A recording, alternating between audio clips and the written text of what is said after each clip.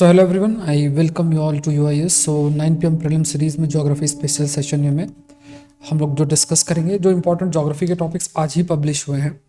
और इसमें सबसे इंटरेस्टिंग जो है वो है दैट इज़ आर्टिक ओशियन, जो कन्वेयर बेल्ट आपका सामने आया है। तो देखो ये कुछ जगह हैं। ये पहला टॉपिक मैपिंग के कंटेक्स्ट में देखो, ला ओरोयो बेसिकली कहाँ है। ये एक टॉपिक है मैपिंग इन न्यूज़ के कंटेक्स्ट में।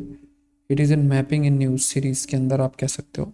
ला ओरोयो पेरूवियन माइनिंग सिटी है। तो ये अभी न्यूज़ में पॉल्यूशन और इन सब की वजह से, तो वो तो हमें इतना ध्यान नहीं रखना, बट एटलीस्ट ये याद रखना मैच द फॉलोइंग मैपिंग के कंटेक्स्ट में कि ला ओरोयो क्या है। So it's a mapping in news, Peruvian mining के लिए फेमस है।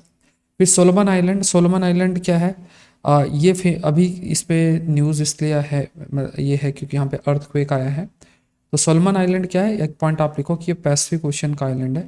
It's a Pacific ocean island, Pacific ocean island है।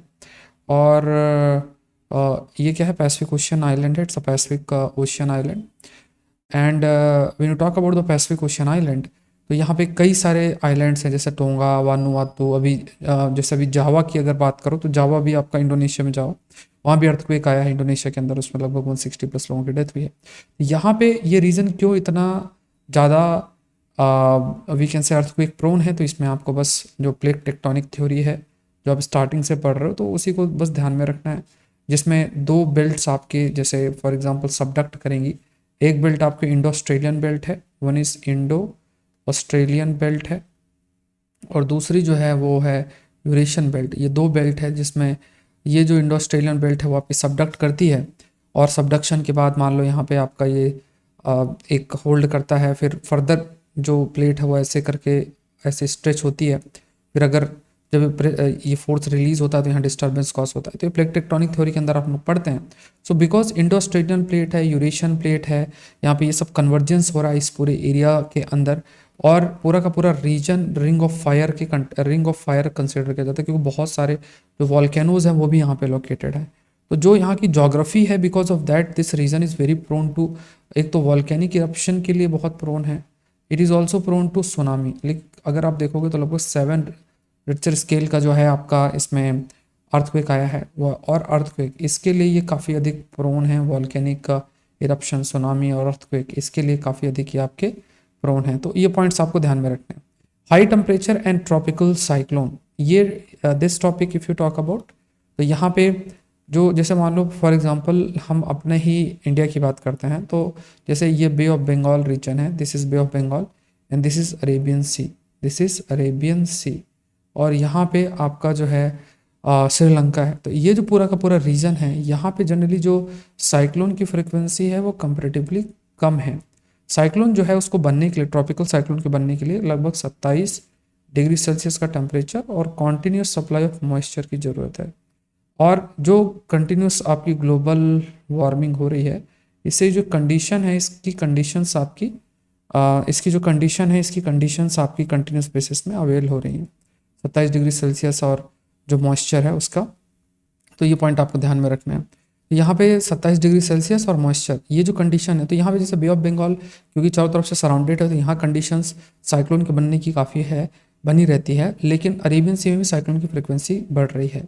वाई? बिकॉज ऑफ जो कंडीशन है 27 डिग्री सेल्सियस वाली, वो यहाँ अवेल करती है। तो जैसे कंटिन्यूस बेसिस में व्हेन यू टॉक अबाउट, तो जो पानी है, जैसे पानी है आपका, और ये पानी बहुत ज़्यादा जब आपका फॉर एग्जांपल सूरज की रोशनी पड़ेगी, बहुत सारा जो पानी है उस पानी है वो सूरज की रोशनी को ऑब्जर्व करके आपका जो हीटअप है वो हीटअप होता है, और हीटअप होने के बाद जो वाटर है, वाटर आपका ऊपर इवापरेट होकर जाता है।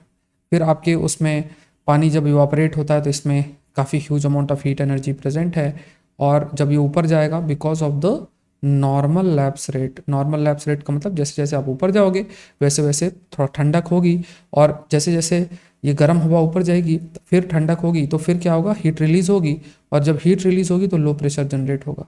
तो जब हीट रिलीज होगी, टेम्परेचर बहुत हाई होगा, तो लो प्रेशर आपका बनेगा, और यही जो लो प्रेशर बनता है आसपास में हाई प्रेशर में जो हवाएं हैं उसको ये अट्रैक्ट करता है। ये साइक्लोन बनने की एक बेसिक कंडीशंस जो है वो रहती हैं।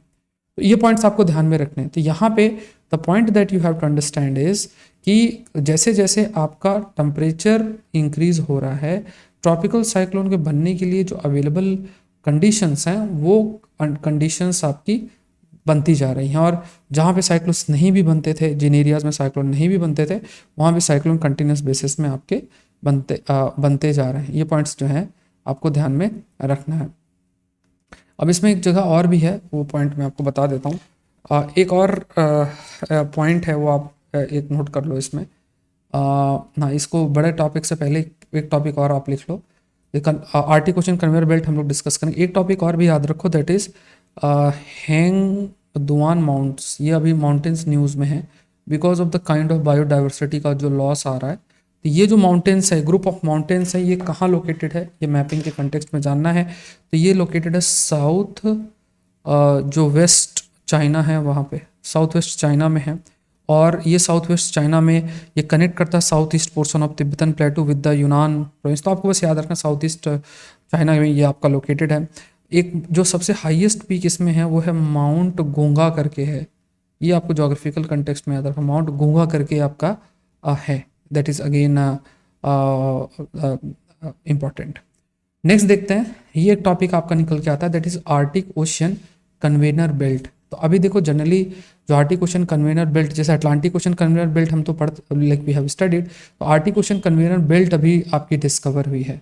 तो यहाँ पे देखो इस डायग्राम से आप सोचो कि if you see this diagram, इसमें इस डायग्राम में जो एक चीज़ कन्वे की जाती है, जैसे फॉर एग्जांपल जो पानी है, जैसे गर्म पानी है, जैसे इस रीजन से अगर गल्फ स्ट्रीम आपका गर्म पानी लेकर जाएगी, ऊपर जाके पानी जो है आपका जो वाटर है वो थोड़ा सा ठंडा होगा। ठीक है, मतलब ये मैप में इधर ये चीज़ विजिबल होगी। तो यहाँ पे अभी बस याद रखना कि जैसे जैसे पानी गर्म इधर जाएगा, पानी फिर आपका ठंडा होगा।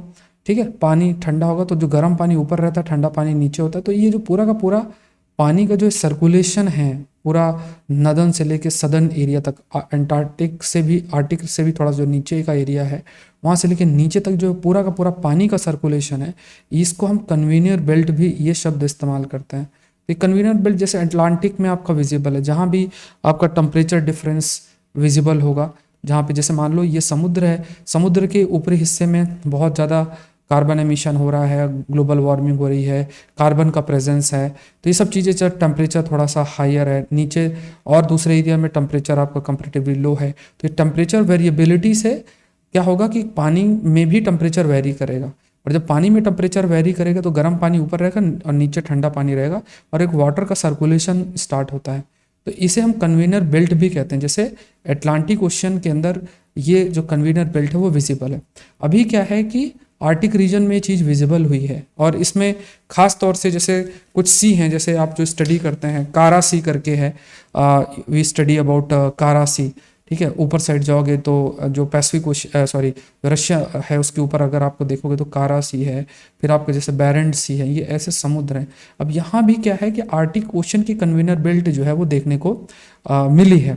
जनरली क्या होता है कि यहाँ पे सूरज की रोशनी ज़्यादा नहीं होती है, सूरज की रोशनी ज़्यादा नहीं है, या फिर वी कैन से कि जो पोलर नाइट है या पूरे तरीके से बर्फ़ से चीज़ें कवर्ड होती हैं। तो यहाँ पे जनरली जो सेंट्रल आर्टिक ओशियन है, इसमें सनलाइट भी बहुत ही कम सप्लाई में रहती है, इसलिए यहाँ जो प्लांट्स होंगे, प्लांट्स फोटोसिंथेसिस नहीं कर पाएंगे, सनलाइट नहीं अवेलेबल होगी, कार्बन प्रेजेंट नहीं होगा, बायोमास इतना अधिक नहीं होगा, वेजिटेशन इतना अधिक नहीं होगा, टेम्परेचर जो हाई होने के पॉसिबिलिटी है वो भी कम रहती है। जनरली ये कंडीशन है। लेकिन अब देखने को क्या मिला है कि जो कार्बन है वो एक सर्टेन डेप्थ तक देखने को मिला। तो हो सकता है कि because of we can continuous basis में सनलाइट भी तो अवेलेबल जितनी है वो तो है ही, लेकिन because of the higher temperature जो कंडीशंस हैं वेजिटेशन के लिए वो डेवलप हो रही है।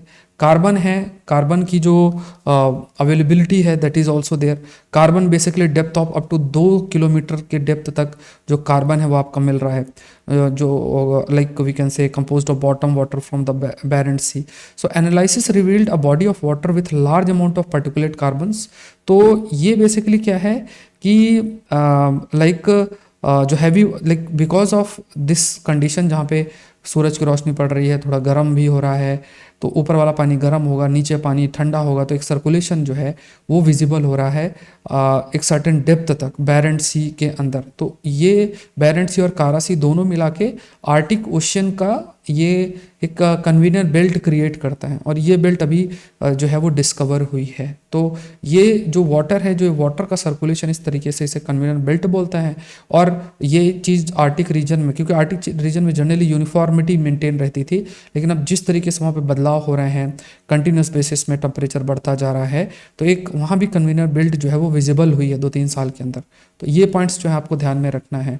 सो हमने जो पॉइंट्स डिस्कस किया, आर्टिक ओशन, कन्वीनियर बेल्ट क्या है, और इसमें हाँ, कन्वीनियर बेल्ट के क्रिएशन में आपका जो सैलिनिटी पार्ट है that is also responsible. Biggest part जो कन्वीनियर बेल्ट के क्रिएशन के लिए है वो आपको याद रखना है, वो एक सैलिनिटी है। सैलिनिटी जहाँ हाइयर होगी वहाँ कंपेरेटिवली टेम्परेचर भी आपका, आप कह सकते हो कि लोअर होगा, क्योंकि जहाँ सैलिनिटी आपकी हाई मान लो है तो ये सॉल्ट कंटेंट प्रेजेंट है, तो जो भी सूरज की रोशनी होगी वो ज़्यादा से ज़्यादा रिफ्लेक्ट होंगी, कम आपका जो है सूरज की रोशनी एब्जॉर्ब होगी, पानी कम गर्म होगा। तो सैलिनिटी है, सैलिनिटी जहाँ हाइयर होगा तो टेम्परेचर भी आपका क्या होगा, temperature will be comparatively lower. और ये जो सैलिनिटी का डिफरेंस है that is also responsible for, जैसे हाई सैलिनिटी होगा तो वो पानी ठंडा होगा और नीचे जाएगा, लोअर सैलिनिटी पानी गर्म होगा, वार्मर होगा तो ऊपर रहेगा। तो हाइयर सैलिनिटी और जो विंड है, हवा की वजह से ये सर्कुलेशन पूरा कन्वेयर बेल्ट के लिए रिस्पॉन्सिबल आपका रहता है। तो ये जो बदलाव है, कुछ बदलाव आपका बैरेंट सी और कारासी के अंदर भी देखने को मिल रहे हैं। सो ये थोड़ा सा आइडिया है, आपको ध्यान रख लेना। ये जो कंटेंट लिखा हुआ है ये रिसर्च से ही, तो इसका आप स्क्रीनशॉट कर लेके रीड कर लेना। तो आई ट्राइड कि आपके ये टॉपिक्स जो ज्योग्राफी के अंदर न्यूज़ में है वो आपके कवर हों। So this session was presented by me, my name is Saurabh Pandey. इस सेशन को लाइक करें। 1 दिसंबर से आपका कोर्स शुरू हो जाएगा करंट अफेयर्स का अनअकैडमी के अंदर। अनअकैडमी के अंदर आपका अनअकैडमी के अंदर करंट अफेयर्स का कोर्स है। 23-24 की तैयारी कर रहे हो तो आपको जरूर से ज्वाइन करना। कैसे ज्वाइन करोगे, आपको बस unacademy.com में जाना, यूपीएससी CSE सिलेक्ट करना, SP लाइव कोड यूज़ करके ज्वाइन कर लेना। 1-1.5 साल 18 महीने का अगर आप लेते हो सब्सक्राइब। देखो बेस्ट पार्ट क्या है कि इसमें आपको पॉलिटी, हिस्ट्री, ज्योग्राफी, इकोनॉमी सब कुछ, और बैच कोर्सेस, टॉप एजुकेटर, सब कुछ आप एक्सेस कर पाओगे। कुछ भी नहीं आप छूटेगा आपको, तो सब कुछ एक्सेस कर सकते हो। तो यहाँ पे आप मेरा कोर्स तो एक्सेस कर सकते हो, बाकी सारे सब्जेक्ट के कोर्सेस एक्सेस कर सकते हो।